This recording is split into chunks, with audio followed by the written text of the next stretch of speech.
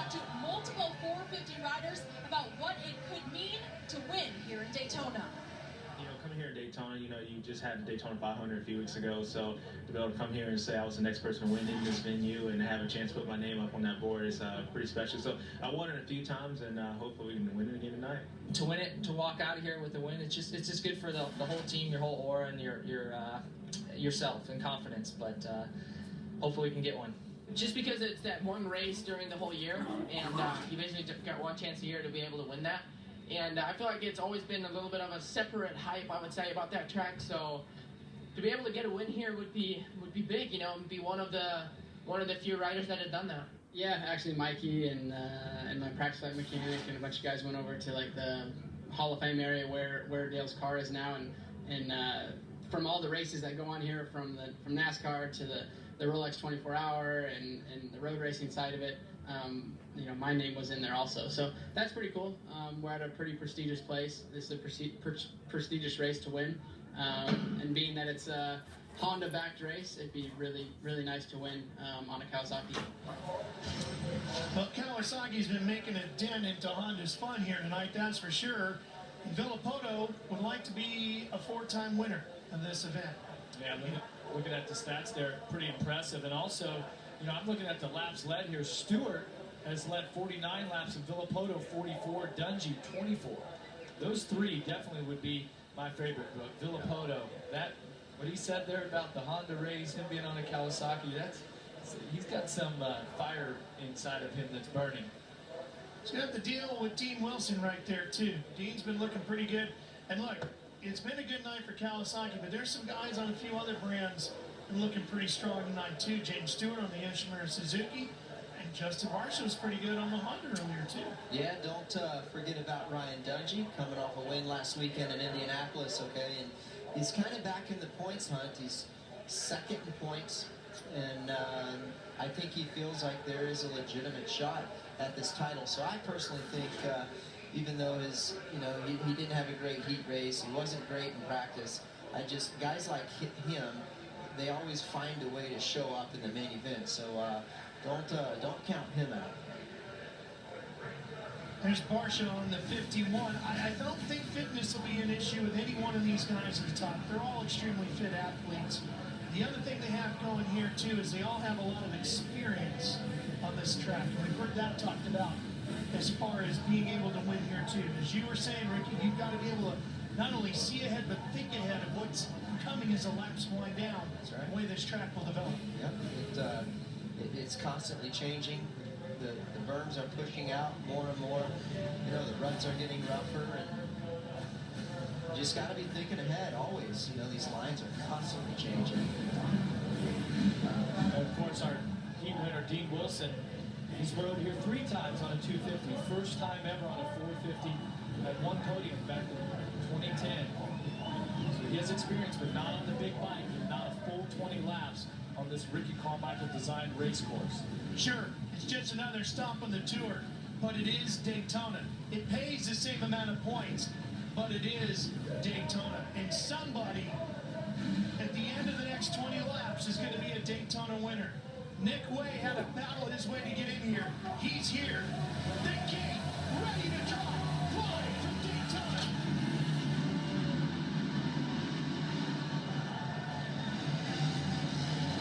Michael Wilson gets ejected off of his bike, and Wilson gets a whole shot, but God, Honda comes screaming around the outside. Wow, what a start for the pair of Kawasaki riders. And is that Andrew Short? Yeah, third place Short. Dungey might be getting to the inside. Dungey right there in the 5. Here he comes. There goes the 34, Malcolm Stewart. He's in the top 5 with a great start. And James Stewart looks like, what's that? He's about 8th back, I think. About 7th, 8th. Now here we go. Watching Short on the outside of the 29. That's Malcolm inside there in the 34. St. Chase Dungey. Here goes Wilson. Dungey, Short, Roxon, Kirky with a good start. So Barsha there. Yeah, I don't know. Stewart looked like he was dropping back there. Got Ryan Villopoto on a mission, but I was watching. He was right by Brock Tickle and falling back. Wanted to see what happens.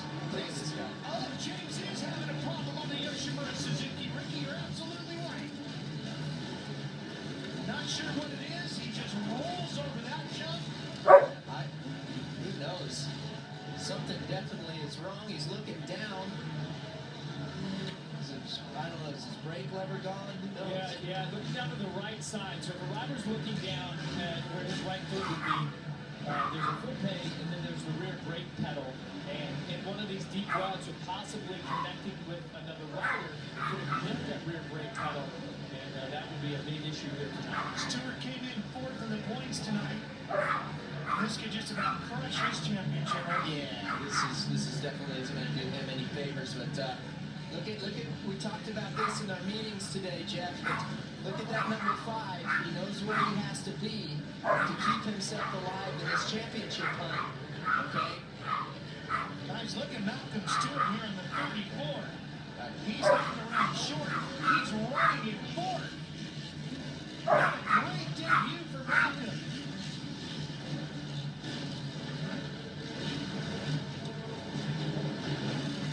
Fun-loving younger brother of James. Put it on a great show here tonight.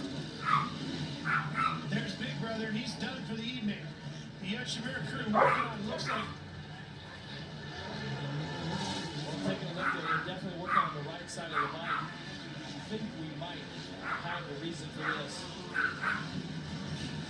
Watch this replay here. Look at the number 7, the yellow bike in the middle. When Alessi goes down, James hits the handlebars on Alessi's bike. Watch the silver thing fly off right there. Looks like the rear brake pedal. I don't believe that it was the foot peg. That's going to cost them big time. And we have talked about, it was the header pipe. Yep. Not the brake pedal, but the header pipe flew off. There he goes. Well, we talked about before this race about riders who have had the throwaway races. Dungey had the crash. He had a 20th at the 3rd round in Anaheim. Stewart had the 17th at round 1. Villopoto, his worst is a 5th here, and now Stewart with another, quote, throwaway main event, just devastating in the points championship. James Stewart has had so much success here at Daytona, never worse than 8th here in this event. And Dungey coming after Wilson. All over him here, trying to find a way to get by. Well, he's second in the points. He can't allow Villopoto to do too much damage here tonight. Well, and look at this group here. Roczen, he was 6th on the first lap. Had the 3rd fastest lap last time. He's up to 5th, and he is charging Roczen and Malcolm Stewart, totally going at it. And then you've got Short just behind them. But here's that fight for second. We were watching Wilson and Dungey. Yeah, you see that line that Ryan Dungey hit there, man. His foot peg's drug and kind of kicked his back end up over there. Dungey's got to get aggressive. Yeah, he does. And he can't waste much time here. Wilson is just about 6 seconds behind Villopoto.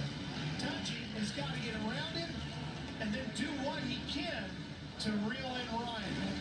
Which is going to be tough because Villopoto just set a 1:04.5. He's the fastest rider on the track with that 6-second lead. Dungey gets the front wheel a little high, almost throws it away. Well, he's hanging it out, isn't he? We saw him ride like this a little bit early on this season. And he's going to pull one of those nights out here tonight. Hey, what the guys, Malcolm Stewart and Kim Roczen are right there. They have not lost any time on Dungey. Nope, and that's the fight over 4th position. Short is in here. Barsha's in here. Tickle has joined this group on the yellow number 20. That's Barsha on the red Honda. Right behind Andrew Short. You watch him 6, 7, and 8. Only 6 seconds. Oh, Barsha put the move right there on Short to take over 6th position. They had Loud Rock Tickle to close up. That was a nice pass by Justin. No contact made. Just getting the job done, not wasting any time. I've only 6 laps. He did this 20 laps right now. Yeah, that's the thing about this race. It'll wear you down. And if you make a mistake, there's 21 other riders ready to pounce. That's right. Tickle, he's gone outside there, outside the next one. Yeah, Trying to find some smooth lines. Here's that fight for fourth. What a great battle this has been. Malcolm Stewart on the 34, Ken Roxon on the 94. Roxon, a two-time winner this year. Got the big one in Anaheim to open the season.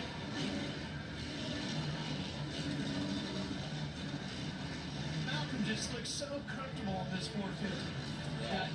And this is in this main event here at Daytona, this is where you really have to find a rhythm. You have to find a flow.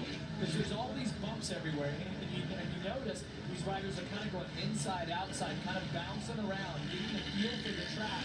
Any place you carry your momentum like Roxon is right now. Roxon closes in on Stewart. Drag race here to the next obstacle. And Roxon pulls away. Yeah, nice move by Roxon there.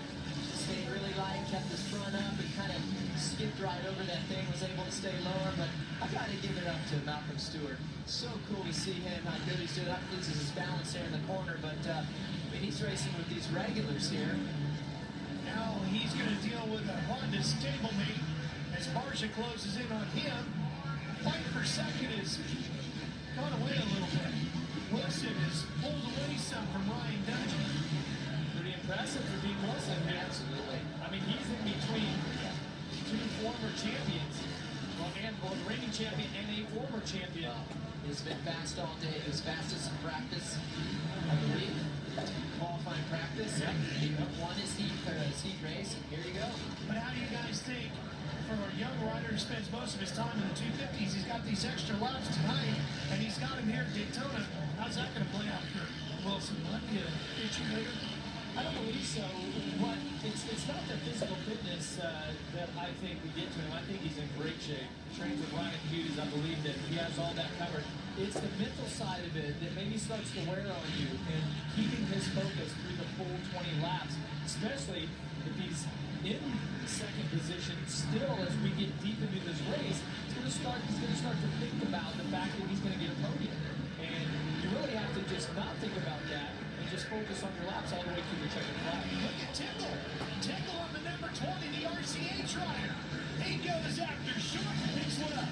Yeah, the RCH guy that was struggling is now having a pretty good night. Yeah, and the guys in front of him, Barcia, Malcolm, I mean, they're right there. So good to see him kind of turn it around in the main event. Hey, Tickle just turned the second fastest lap of anyone on the track, a 106.1. Everybody in front of him, or the next two riders, are 107s.